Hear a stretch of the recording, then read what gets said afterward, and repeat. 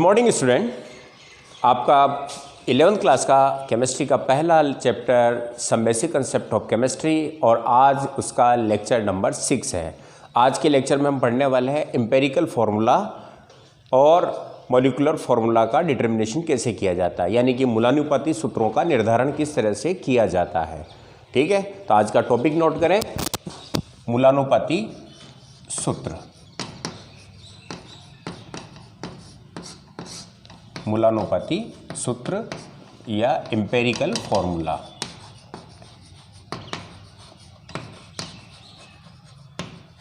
और इसी के साथ मॉलिक्यूलर फार्मूले का डिटर्मिनेशन या उसका निर्धारण कैसे करते हैं वो भी हम पढ़ने वाले हैं। ठीक है ना बच्चों। अब एक चीज़ समझें कि आपके कोई भी कंपाउंड होता है तो उस कंपाउंड का हम फार्मूला लिख देते हैं, जैसे जल का फार्मूला H2O, कार्बन डाइऑक्साइड का CO2। तो बच्चों आपको पता है ये फार्मूला निकाला कैसे गया। तो केमिस्ट्री में सबसे पहले आपके दो तरह की एक्सपेरिमेंट्स जो होते हैं, एक क्वांटिटेटिव और एक क्वालिटेटिव एनालिसिस। क्वालिटेटिव एनालिसिस का मतलब किसी भी अननोन जो आपका कंपाउंड है उसमें प्रेजेंस जितने भी एलिमेंट हैं उनको ज्ञात किया जाता है प्रैक्टिकली, है ना। टेस्ट लगाए जाते हैं और उसका पता लगाया जाता है कि इस कंपाउंड में XYZ एलिमेंट प्रेजेंट हैं। तो पहली चीज़ होती है उसका क्वालिटेटिव एनालिसिस करना, ठीक है ना। सेकंड चीज़, जब आपको एलिमेंट का पता चल जाता है तो फिर उस एलिमेंट की परसेंटेज वैल्यू निकाली जाती है कि इस कंपाउंड में X एलिमेंट कितना परसेंटेज है, Y कितना है और Z कितना है। तो ये प्रैक्टिकल वर्क जब हो जाता है तो उसके बाद फिर उसका एम्पेरिकल फार्मूला और मॉलिक्यूलर फार्मूला निकाला जाता है। तो पहला वर्क क्या होता है, किसी कंपाउंड में सबसे पहले क्या किया जाए, वह किन एलिमेंट से बना है उनका एनालिसिस किया जाए, ठीक, जिसको हम क्या कहते हैं, क्वालिटेटिव एनालिसिस। और फिर उसके बाद जिसको गुणात्मक विश्लेषण कहा जाएगा। और सेकंड चीज़ होती है कि जब आपको एलिमेंट का पता लग जाता है तो उस कंपाउंड के अंदर कितना कितना परसेंटेज आपका एलिमेंट मौजूद है, ठीक है, तो वहाँ पर उसकी क्वांटिटेटिव एनालिसिस किया जाता है। तो गुणात्मक और मात्रात्मक एनालिसिस करने के बाद एम्पेरिकल फार्मूला तैयार किया जाता है। अब पहली चीज़ आती है कि एम्पेरिकल फार्मूला होता क्या है। तो बच्चों एम्पेरिकल फार्मूले का तात्पर्य यहाँ पर यह हो जाता है कि किसी भी यौगिक में प्रेजेंस जो उसके एलिमेंट हैं, जो तत्व उपस्थित हैं, उनका सरल पूर्ण संख्या में अनुपात। यानी कि मूलानुपाती सूत्र को हम किस तरह से डिफाइन करेंगे कि किसी यौगिक में उपस्थित तत्वों का सरल अनुपात प्रदर्शित करने वाला सूत्र, प्रदर्शित करने वाला सूत्र क्या कहलाएगा, आपका एम्पेरिकल फॉर्मूला। ओके बच्चों। और दूसरी चीज होती है मॉलिक्यूलर फार्मूला। क्या होता है, तो मॉलिक्यूलर फार्मूला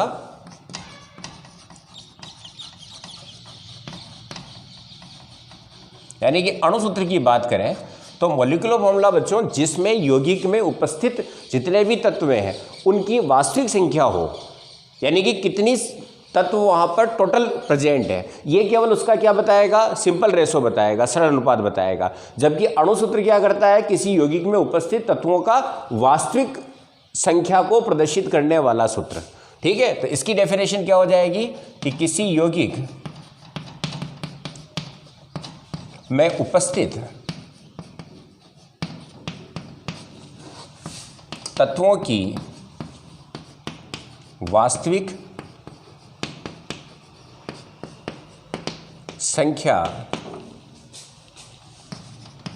को प्रदर्शित करने वाला सूत्र।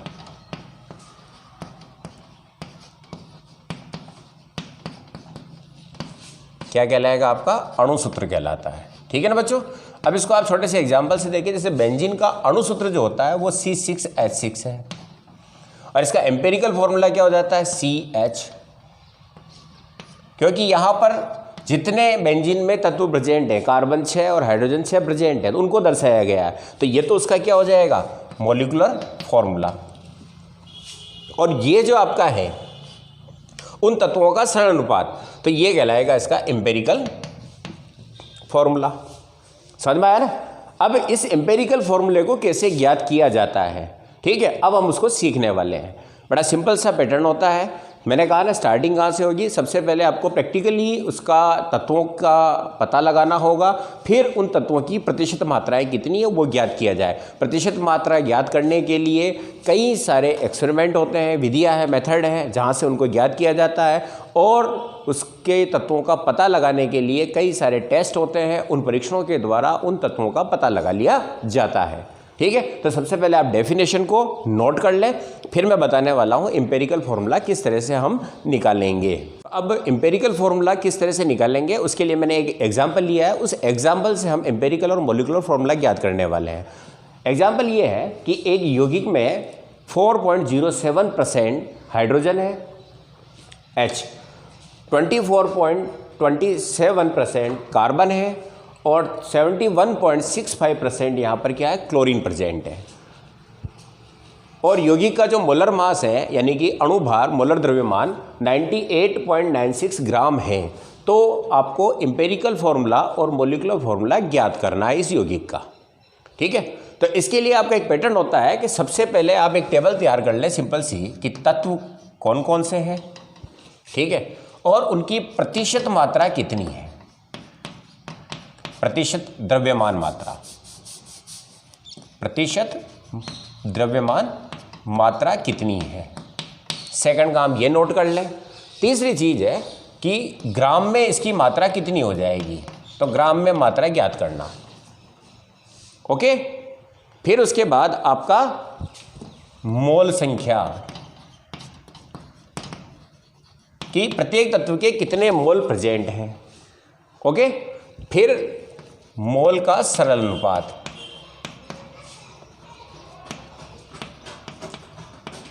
और इससे आपका आ जाएगा एम्पिरिकल फॉर्मूला लिखना। ये आपके मेन फीचर्स रहेंगे। जैसे यहाँ पर तत्व क्या है, पहला तत्व है हाइड्रोजन, सेकंड तत्व क्या है कार्बन, और थर्ड एलिमेंट क्या है क्लोरीन। ओके, और इनकी प्रतिशत मात्राएं मैं यहाँ लिख देता हूँ, 4.07%, 24.27%, और फिर उसके बाद है 71.65%। अब हम टोटल प्रतिशत में लिख रहे हैं, इसका मतलब ये 100 ग्राम मान के चल रहे हैं। तो 100 ग्राम में 4 ग्राम ही हो जाएगा, तो ग्राम में मात्रा क्या हो जाएगी, 4.07 ग्राम। क्योंकि हम प्रतिशत में मान रहे हैं तो यौगिक का भार कितना मान लेंगे हम, 100 ग्राम। तो 100 ग्राम में 4% ये है, तो 4.07 ग्राम। 24.27 ग्राम आपका क्या है, कार्बन प्रेजेंट है, और 71.65 ग्राम क्या है आपका, क्लोरीन है। ये तो ग्राम में मात्रा है। अब हम क्या करेंगे, इसको मोल निकालेंगे इसके। तो मोल बराबर क्या हो जाता है, ग्राम में भार अपॉन, जैसे यहाँ पर क्या है आपका तत्व है तो इसका मोलर एटॉमिक मास रखा जाएगा, मोलर परमाणुविक द्रव्यमान से भाग लगा देंगे। क्योंकि पिछले एपिसोड में मैंने मोल कंसेप्ट में बताया था कि मोल बनाने के लिए क्या किया जाता है, अगर एलिमेंट है तो भार बटा परमाणु भार रखा जाता है, यदि आपका मॉलिक्यूल है तो भार बटा अणु भार रखा जाता है। तो इनका मोलर मास जो है, एटॉमिक मोलर मास जो है हाइड्रोजन का 1 होगा, 1.008, कार्बन का 12.01, क्लोरीन का हो जाता है 35.455। ठीक, तो यहाँ से हम इसको मोल बना लेते हैं। तो 4.07 अपॉन 1.008। इसी तरह से कार्बन के लिए हो जाएगा 24.27 अपॉन 12.01, और इसीलिए क्लोरीन का हो जाएगा 71.65 अपॉन 35.455। अब मैं इसको डिवाइड कर रहा हूँ और अप्रोक्सीमेट वैल्यू रख रहा हूँ, लगभग मान। तो इसका डिवाइड करेंगे तो लगभग कितना आ जाएगा, 4। यहाँ पर कितना वैल्यू आ गया, 4। यहाँ पर कितना आ जाएगा आपका 2, और यहाँ पर कितना आ जाएगा 2। तो यहाँ पर हाइड्रोजन के मोल जो है 4 है, कार्बन के 2 हो गए, और क्लोरीन के कितने हो गए, 2 हो गए। अब इन मोल का सरल अनुपात निकालते हैं। तो सरल अनुपात के लिए जो सबसे छोटा मान है उससे इसको डिवाइड कर देंगे। तो 4/2 सबसे छोटा 2 है, 2/2 और 2/2। तो ये वैल्यू आ जाएगी 2, ये आ जाएगा 1 और ये आ जाएगा 1, यानी कि यहाँ पर सिंपल जो रेशो आ रहा है हाइड्रोजन 2:1:1, कार्बन क्लोरीन और हाइड्रोजन का रेशो। तो यहाँ पर अब आपका एम्पेरिकल फॉर्मूला है, तो कार्बन की नंबर्स कितने हो गए 1, हाइड्रोजन का नंबर्स कितना हो जाएगा 2 और क्लोरीन का नंबर कितना हो जाएगा 1। तो एम्पेरिकल फॉर्मूला हो गया C 1 बार, हाइड्रोजन 2 बार और क्लोरीन 1 बार। ये आपका एम्पेरिकल फॉर्मूला हो गया। समझ में आया? सिंपल सा काम करना है आपको, जो मैंने यहाँ पर एक एग्जाम्पल से बताया है कि सबसे पहले आपको तत्व ले लेने हैं, तत्वों से उनका जो आपको मास परसेंटेज मास दे रखा है उसको आप उतार लें, और उसके बाद ग्राम में मात्रा 100 ग्राम मानते हुए फिर उसकी मोल संख्या, तो जो ग्राम में भार आया है उसमें उसके परमाणु भार का क्या करेंगे, भाग लगाएंगे तो उसकी मोल संख्या आ जाएगी। फिर मोल का सरणानुपात बनाना है, तो इनमें सबसे जो लोवेस्ट वैल्यू होगी उससे उसको क्या करेंगे, डिवाइड कर देंगे, तो आपको सिंपल रेशो मिल जाएगा, और सिंपल रेशो से आप फिर क्या करोगे, एम्पेरिकल फॉर्मूला निकाल लेते हो। तो ये तो हो गया एम्पेरिकल फॉर्मूला का। अब आपको क्या निकालना है, मॉलिक्यूलर फार्मूला। तो मॉलिक्यूलर फार्मूला निकालने के लिए आपको एक गुणांक ज्ञात करना पड़ेगा n। n क्या होता है, तो n बराबर आपका हो जाता है यौगिक का आणविक मोलर द्रव्यमान अपॉन मूलानुपाती, जो आपने निकाला है मूलानुपाती सूत्र का सूत्र भार। आणविक कह सकते हैं या सूत्र का मोलर द्रव्यमान कह सकते हैं। अब आपको यहाँ पर मोलर द्रव्यमान दे रखा है यौगिक का, कितना है 98.96, ठीक है, और मूलानुपाती सूत्र का कितना हो जाएगा, तो एम्पेरिकल फॉर्मूला आपका ये आया है, तो एम्पेरिकल फॉर्मूला है CH2Cl। अब इसका आप सूत्र भार निकाल लें, तो कार्बन का 12, हाइड्रोजन का हो गया 2 और क्लोरीन का 35.5 रख रहा हूँ मैं, तो ये हो जाएगा 49.5। तो यहाँ से हम डिवाइड कर देंगे इसको 49.5 से। ये एम्पेरिकल फॉर्मूले का सूत्र भार हो गया, ठीक। इक्वल इसकी वैल्यू आ जाएगी 2, तो n की वैल्यू कितनी आ गई 2, तो यहाँ पर अणु सूत्र बराबर हो जाता है, मॉलिक्यूलर फॉर्मूला बराबर हो जाता है गुणांक n इंटू मूलानुपाती सूत्र, ठीक है बच्चों। तो n बराबर कितना है 2, मूलानुपाती सूत्र क्या है CH2Cl, तो अणु सूत्र क्या हो जाएगा C 2 बार हो जाएगा, हाइड्रोजन 4 बार हो जाएगा और क्लोरीन 2 बार हो जाएगा। ये आपका आंसर हो जाता है। बोलो समझ में आया ये चीज़, क्लियर है ना? इसके लिए एम्पेरिकल के बाद आपको क्या निकालना पड़ेगा, ये गुणांक n निकालना पड़ेगा, और n को मूलानुपाती सूत्र से मल्टीप्लाई करते तो अणुसूत्र आ जाता है। n बराबर क्या होता है, तो जो भी यौगिक है उसका आपको मोलर मास दिया गया है, उसमें एम्पेरिकल जो फॉर्मूला है उसका जो टोटल भार आता है सूत्र भार, उससे डिवाइड करते हैं तो वो आपकी n की वैल्यू आ जाती है, और फिर इसको मल्टीप्लाई कर देते हैं तो मॉलिक्यूलर फॉर्मूला आ जाता है। चलो बच्चों इसका स्क्रीनशॉट ले लो, फिर एक एग्जाम्पल और लेते हैं। अब सेकेंड एग्जाम्पल मैं ले रहा हूँ, आपकी बुक का ही है। आयरन के उस ऑक्साइड का एम्पेरिकल फॉर्मूला ज्ञात करो जिसके अंदर 69.9% Fe आयरन मौजूद है और 30.1% वहाँ पर क्या है, ऑक्सीजन प्रेजेंट है। आयरन ऑक्साइड का मतलब Fe और ऑक्सीजन का यौगिक। क्लियर है बच्चों? अब सबसे पहले मैंने आपको बताया था क्या लिखेंगे हम, तत्व। ओके, तत्व यहाँ पर कौन कौन से हैं, एक तो आयरन है और एक ऑक्सीजन है, ठीक है। अब आपको यहाँ पर प्रतिशत दे रखा है, तो द्रव्यमान प्रतिशत कितना हो गया, द्रव्यमान प्रतिशत मात्रा क्या हो जाएगी, आयरन की 69.9% है और Fe का या ऑक्सीजन का कितना है 30.1% है। अब आपकी ग्राम में मात्रा हो जाएगी, जो आपको मैंने टेबल में बताया क्या निकालेंगे नेक्स्ट, तो ग्राम में मात्रा, तो ग्राम में 100 ग्राम मानते हुए मानेंगे तो 69.9 ग्राम ये हो गया, और 30.1 ग्राम आपका क्या हो गया, ऑक्सीजन हो गया, ठीक है बच्चों। अब सेकंड चीज़ क्या होती है, मोल निकालने पड़ेंगे, तो मोल मात्रा कितनी हो जाएगी इनकी, तो आयरन का जो एटॉमिक मास या एटॉमिक मोलर मास जो है 69.9 में किसका डिवाइड कर देंगे, 55.9 का, अप्रोक्सीमेट 56 होता है इसका, ठीक है ना। और ऑक्सीजन के लिए कितना हो जाएगा, तो 30.1 अपॉन ऑक्सीजन का हो जाता है 16। अब इसे डिवाइड कर देंगे, इसको अपन जब आप डिवाइड करोगे तो डिवाइड वैल्यू कितनी आ जाती है 1.2, और इसकी डिवाइड करने पर वैल्यू कितनी आएगी, लगभग 1.8 के आसपास। ठीक, क्लियर है। अब आपका ये हो गया 1.2 और ये आपका 1.8 मोल है। अब आपका क्या निकालेंगे हम, सरल अनुपात मोल का। तो सरल अनुपात के लिए छोटी संख्या क्या है, 1.2 अपॉन 1.2, ये 1.8 1.2, छोटी संख्या का भाग लगा देते हैं तो ये आ जाता है 1, ये आ जाता है 1.5।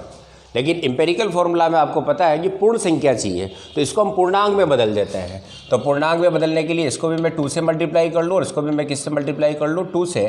तो ये हो जाएगा 2 और इसका हो जाएगा आपका 3। ये पूर्णांक में सरल अनुपात हो जाएगा। समझ में आया दीजिए। यहाँ पर आपका क्या आ रहा था, रेशो 1:1.5। तो इसको पूर्णांक राशि में बदलने का मतलब हो गया 2 से मल्टीप्लाई किया तो ये हो गया 2:3। तो इसका मतलब Fe कितना हो जाएगा यहाँ पर 2 और ऑक्सीजन कितना हो जाएगा यहाँ पर 3। तो एम्पेरिकल फॉर्मूला क्या जाएगा, Fe2O3। समझ में आया चीज़। ये आपका क्या हो गया, एम्पेरिकल फॉर्मूला हो गया है। पैटर्न वही रहेगा, प्रतिशत मात्रा आपको दे रखी है, भार दिया, भार निकाल लिया हमने, भार से हमने क्या निकाला, मोल। अब मोल में एक चीज़ ध्यान रखें कि यदि मोल आपका पूर्णांक राशि में नहीं है तो हम उसे अनुपात को किस में बदलेंगे, पूर्णांक राशि में बदल लेते हैं। ठीक है, और पूर्णांक राशि में फिर आपका फॉर्मूला मैंने तैयार किया तो क्या आ गया, Fe2O3। चलो नोट कर लो इसको, फिर नेक्स्ट एग्जाम्पल लेते हैं। अब तीसरा एग्जाम्पल आपकी NCERT बुक का 1.34 लिया मैंने। इसमें क्या है, एक गैसीय यौगिक है। ठीक है, एक गैस है जिसमें केवल हाइड्रोजन और कार्बन प्रेजेंट है, 2 एलिमेंट प्रेजेंट है। इसको ऑक्सीजन के साथ जलाने पर 3.38 ग्राम कार्बन डाइऑक्साइड व 0.669 ग्राम H2O प्राप्त होता है, पर इसके अलावा कुछ भी नहीं बनता है। यानी कि जितना भी इसमें कार्बन व हाइड्रोजन है वो कंप्लीटली CO2 और H2O के अंदर परिवर्तित हो चुका है। ठीक है ना, जो अमाउंट इसमें है, समझना इसको। गैसीय यौगिक के अंदर जितना कार्बन है वो किस में आ गया है, CO2 के रूप में। जितना हाइड्रोजन है वो किस रूप में आ गया है, H2O में चेंज हो जाता है। इस गैस के 10 लीटर STP पर, यानी कि आपका स्टैंडर्ड टेम्परेचर प्रेशर जो है उस पर आयतन का भार दे रखा है 11.69 ग्राम है। तो आपको ज्ञात करना है एम्पेरिकल फॉर्मूला इस कंपाउंड का, मोलर मास कितना है, ठीक है, और उसके बाद इसका मोलिकुलर फॉर्मूला। 3 चीज़ें आपको ज्ञात करनी है। तो सबसे पहले आपको पता है कि एम्पेरिकल फॉर्मूला के लिए हमें परसेंटेज ऑफ एलिमेंट चाहिए, कितना प्रतिशत आपका तत्व मौजूद है। ठीक, एक इंडेक्स जो मैंने आपको बताई थी इसको मैं शॉर्ट में हम इसको यहीं फील कर लेंगे। सबसे पहले आपका तत्व, ठीक है ना, पहले मैंने 2 एग्जाम्पल करवा दिए तो इसको थोड़ा शॉर्ट में कर रहा हूँ मैं। तत्व, उसके बाद प्रतिशत द्रव्यमान, प्रतिशत द्रव्यमान के बाद आपका भार ग्राम में, और भार ग्राम के बाद आपका जाएगा मोल, फिर सरल अनुपात और फिर आपका एम्पेरिकल फॉर्मूला। हमें इसे फील करना है। अब ये वैल्यू हम आपके उस न्यूमेरिकल से निकाल के लाते हैं। पहला आपका देखें, एलिमेंट आपको पता है, एक तो कार्बन है और एक हाइड्रोजन है। अब यहाँ पर न तो कार्बन का आपको द्रव्यमान प्रतिशत दे रखा है, ना हाइड्रोजन का द्रव्यमान प्रतिशत दे रखा है, CO2 का दे रखा है। तो सबसे पहले हम प्रतिशत मात्रा निकालते हैं कार्बन की कितनी है। तो आपको पता है कि कार्बन और हाइड्रोजन का ये यौगिक है जिसको ऑक्सीजन से रिएक्ट करवाया गया, और सारा ही कार्बन किस में बदल गया, कार्बन डाइऑक्साइड में, और हाइड्रोजन किस में बदल गया, H2O में। कार्बन डाइऑक्साइड कितना प्राप्त हुआ आपको, तो कार्बन डाइऑक्साइड की वैल्यू है 3.38 ग्राम और H2O की वैल्यू कितनी है, 0.669 ग्राम। ओके, सारा ही कार्बन अब यहाँ है, ये ध्यान रखें। और इस CO2 के अंदर जो कार्बन है वो 3.38 ग्राम है। तो इसकी प्रतिशत मात्रा कितनी हो जाती है, यानी कि कार्बन का, ये CO2 का है, तो सबसे पहले हम कार्बन की मात्रा ज्ञात करेंगे। कार्बन कितना है, तो CO2 का मोलुलर मास जो होता है वो कितना हो जाता है, CO2 के लिए मोलर मास 44, 12 प्लस 32, तो कितना हो जाएगा 44 ग्राम। और 44 ग्राम में आपका कार्बन कितना होगा, 44 ग्राम में कार्बन कितना है, 12 ग्राम। ये आपको पता है मोल कंसेप्ट में कि 1 मोल मोल का मतलब मोलर मास कितना हो जाए एक मोल का 44 ग्राम, और इसके अंदर कार्बन कितना है तो 12 ग्राम है, तो 44 ग्राम में कार्बन कितना है 12 ग्राम है, तो 3.38 ग्राम CO2 के अंदर कार्बन कितना होगा तो निकाला जा सकता है। तो कार्बन हो जाएगा यहाँ पर 12/44 इंटू 3.38। समझ में आ गई चीज ये। 44 ग्राम अगर CO2 है तो कार्बन कितना है 12, तो 3.38 ग्राम है तो कार्बन कितना हो जाएगा, और इसको निकालेंगे तो ये वैल्यू आ जाती है 0.92 ग्राम CO2 की। क्लियर। अब सेकंड चीज, H की मात्रा कितनी है तो H2O का मोलर मास कितना हो जाता है 18 ग्राम में हाइड्रोजन कितना है 2 ग्राम। नजर आ रहा है ना H2। अब आपके पास वाटर कितना हो गया टोटल, तो H की मात्रा हो जाएगी 2/18 इंटू 0.669। ठीक, और इसको सोल्व करेंगे तो आ जाएगा 0.076 ग्राम आपका क्या है हाइड्रोजन है। ये तो हो गया कार्बन और ये हो गया आपका हाइड्रोजन। उस यौगिक में इतना कार्बन मौजूद है और इतना हाइड्रोजन मौजूद है। क्यों? क्योंकि वो सारा ही कार्बन हाइड्रोजन कहाँ आ गया इसमें, और इससे हमने क्या निकाली उनकी मात्रा। अब कार्बन की प्रतिशत मात्रा निकालनी है तो टोटल यौगिक का भार में कार्बन का भार कितना है तो कार्बन प्रतिशत आ जाएगा। ठीक है, तो टोटल जो आपका कंपाउंड है यौगिक का भार कितना आ गया आपका, यौगिक का भार बराबर 0.92 प्लस 0.076, और इसको ऐड कर लेंगे तो ये हो जाएगा 699 ग्राम। तो यौगिक का टोटल वेट, कार्बन और हाइड्रोजन को मिला दिया तो यौगिक का वेट आ गया। अब इसमें आपका कार्बन कितना है इतना, तो कार्बन की प्रतिशत कितनी आ जाएगी, तो कार्बन की प्रतिशत मात्रा हो गई आपकी 0.92 अपॉन 0.996 इंटू 100/1, और हाइड्रोजन की प्रतिशत मात्रा कितनी आ जाएगी आपकी, हाइड्रोजन कितना है 0.076 अपॉन 0.996 इंटू 100/1। चीज समझ में आ गई। टोटल यहां आ गया कार्बन हाइड्रोजन, इन दोनों का वेट कितना हो गया, टोटल यौगिक का वेट कितना हो गया आपका 0.996। 0.996 में कार्बन कितना है इतना, तो 100 में कितना होगा तो प्रतिशत मात्रा आ जाएगी, तो इसकी प्रतिशत मात्रा हो जाती है 92.33%, और ये हो जाएगा रेस्ट आपका 7.67% सोल्व करने पर। ठीक, अब यहाँ पर फिल कर दूँ मैं, ये कितना है 92.33%, हाइड्रोजन कितना हो गया 7.67%, ये हमने प्रतिशत मात्रा ज्ञात कर ली है। अब आपका भार तो 100 में से निकालना है, तो भार कितना हो जाएगा 92.33 ग्राम, और ये कितना हो जाएगा 7.67 ग्राम। मोल बना लेते हैं, तो मोल के अंदर इसका परमाणु भार का भाग लग जाएगा, तो 92.33 अपॉन कितना हो गया 12, और ये हो जाएगा 7.61 अपॉन कितना हो जाएगा 1, और इसको अब आप डिवाइड कर लें 7.67 के आसपास, और इसका मान 7.67 आ गया, हो गया। अब आपको क्या करना है सरल अनुपात, तो इसका अनुपात क्या हो जाएगा, दोनों सेम है तो 1:1।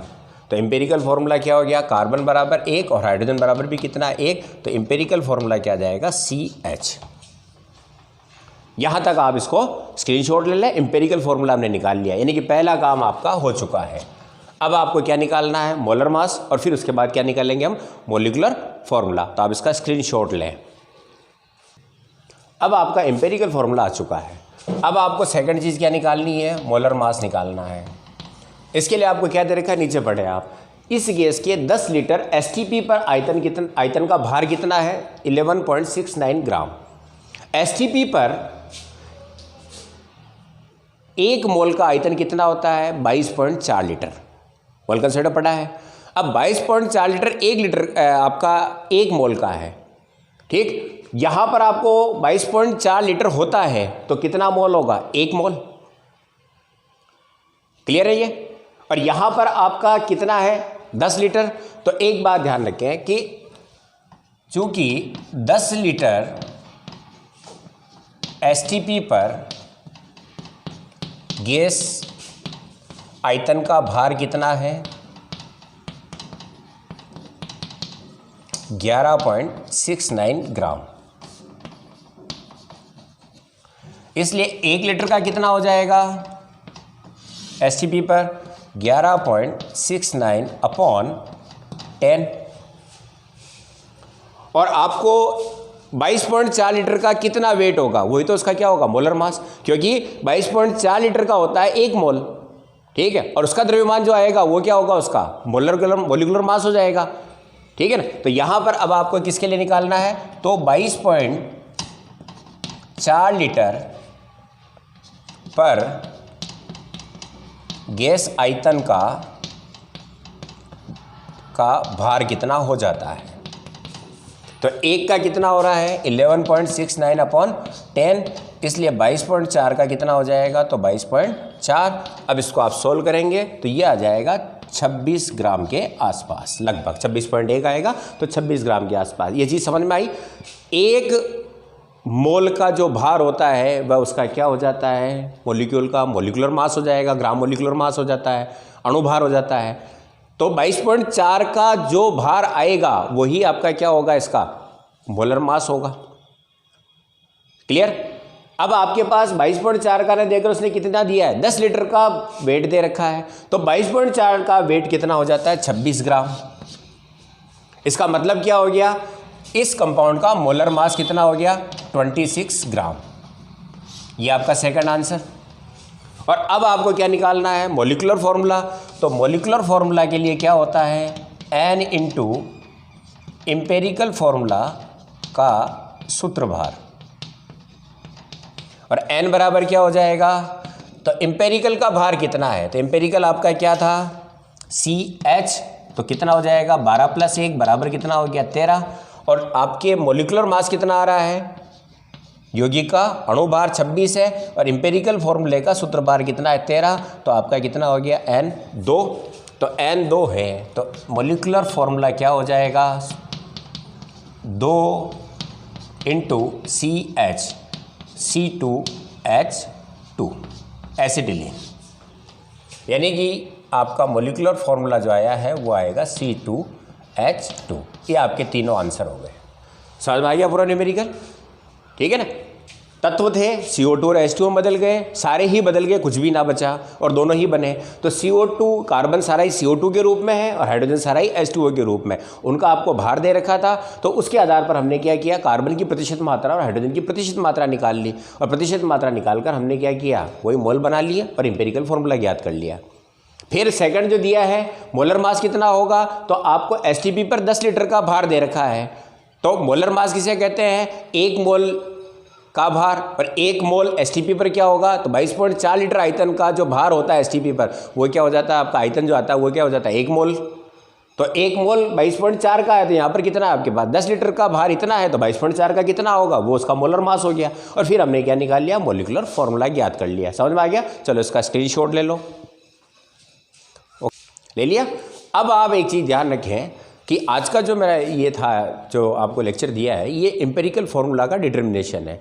एक चीज़ और ध्यान रखें, कई बार अणुभार की जगह आपको दिया जाता है वाष्प घनत्व, तो एक सूत्र आप अलग से लिख लें कि अणुभार बराबर, अगर आपको वाष्प घनत्व दे रखा है, वेपर डेंसिटी दे रखी है, तो अणुभार बराबर 2 गुणित वाष्प घनत्व होता है।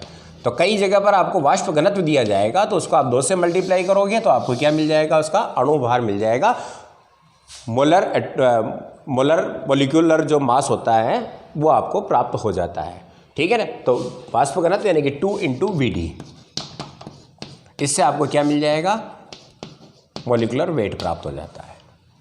ठीक, तो मेरे हिसाब से पूरा आपको समझ में आ गया होगा। अब नेक्स्ट जो आपका लेक्चर होगा वो होगा तुल्यांकी भार के बराबर, तुल्यांकी भार के लिए, परमाणु भार के लिए, और उनके कुछ मेथड्स होंगे, और आपको कई सारे उसके न्यूमेरिकल जो आगे आपके कई सारे एसिड बेस होते हैं, सॉल्यूशन होते हैं, वहाँ पर ये आपको न्यूमेरिकल मिलने वाले हैं, तो हम उसकी एक एक्सरसाइज करेंगे। ठीक है बच्चों, थैंक यू।